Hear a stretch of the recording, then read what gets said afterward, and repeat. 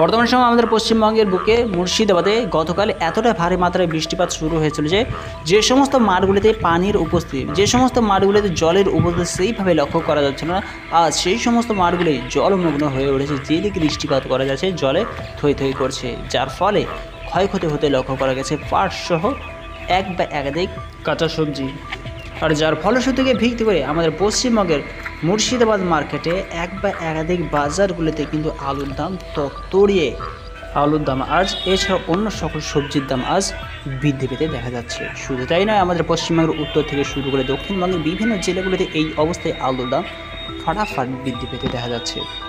তবে আজকের ভিডিওর মাধ্যমে আমরা সকলে জানতে চাইছি পশ্চিমবঙ্গের উত্তর থেকে দক্ষিণবঙ্গের যে সমস্ত ইউনিট আছে, ইউনিটের সংলগ্ন যে সমস্ত বাজার রয়েছে, সেই সমস্ত বাজারগুলিতে কী ধরনের আলুর কেনা বিক্রির কাজ চলছে, কী ধরনের আলুর চাহিদা লক্ষ্য করা আছে জানবো। পশ্চিমবঙ্গে 2025 সাল হিসেবে জুলাই মাস পর্যন্ত আলু নিকাশি বিভিন্ন কোল্ড স্টোরেজ জেলা ভিত্তিক ইউনিটে আলু নিকাশি 2024 সাল এবং 2025 সালে কী লক্ষ্য করা আছে বিস্তারিত আলোচনা অবশ্যই এই ভিডিওর মাধ্যমে আমরা সকলে জানতে চলেছি।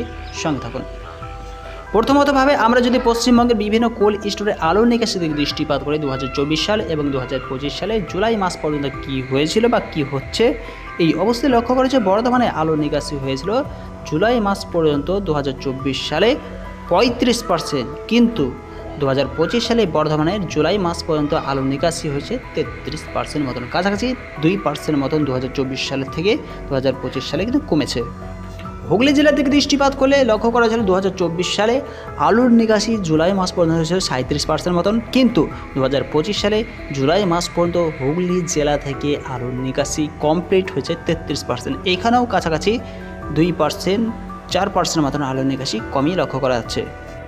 এবার যদি আমরা হাওড়া জেলার দিকে দৃষ্টিপাত করি, হাওড়া জেলায় 2024 সালে জুলাই মাস পর্যন্ত আলু নিকাশি ছিল 40%, কিন্তু 2025 সালে হাওড়া জেলার জুলাই মাস পর্যন্ত আলু নিকাশি হয়েছে 27%, কাছাকাছি অনেক পার্সেন্ট এই হাওড়া জেলাতে কিন্তু এই বছর আলু নিকাশি অনেকটাই কম দেখা যাচ্ছে।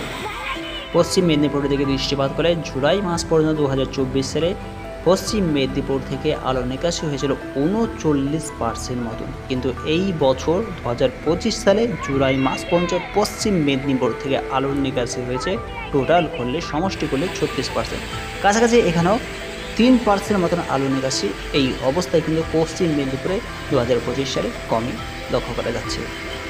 এবার যদি আমরা আলুর দামের দিকে দৃষ্টিপাত করি, বড়চি সংলগ্ন যে সমস্ত মার্কেট রয়েছে সেই সমস্ত মার্কেটে 50 কেজি রেডি আলুর দাম চলছে 630 টাকা। এছাড়াও উদয়নারায়ণপুর ইউনিটের মার্কেটের সংলগ্ন দিকে দৃষ্টিপাত করে লক্ষ্য করা যাচ্ছে উদয়নারায়ণপুর ইউনিটে 50 কেজি রেডি আলুর দাম 600 টাকা লক্ষ্য করেছে। বর্ধমানের জামালপুর ইউনিটে 50 কেজি রেডি আলুর দাম 620 টাকা চলছে। এছাড়া আমাদের পশ্চিমবঙ্গ রাজ্যকে বাদ দিয়ে যদি আগ্রার দিকে দৃষ্টিপাত করা হয় 50 কেজি রেডি আলুর দাম 600 টাকা চলছে। পাঞ্জাবের দিকে দৃষ্টিপাত করে জলধরেও 50 কেজি রেডি আলুর দাম 410 থেকে 460 টাকা শোনা যাচ্ছে।